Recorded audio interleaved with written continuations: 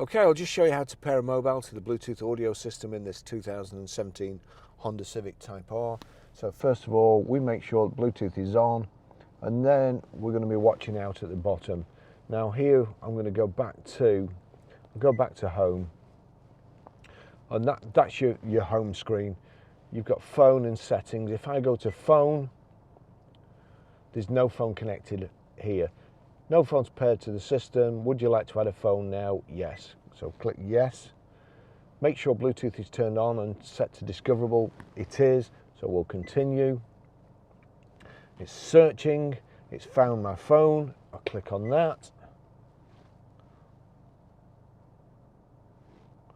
And there we go. Bluetooth pairing request 775164. Does it match? Yes, it does. So click pair. Allow contacts and favorites to sync. Allow. Just waiting now. That's it. Phone's connected.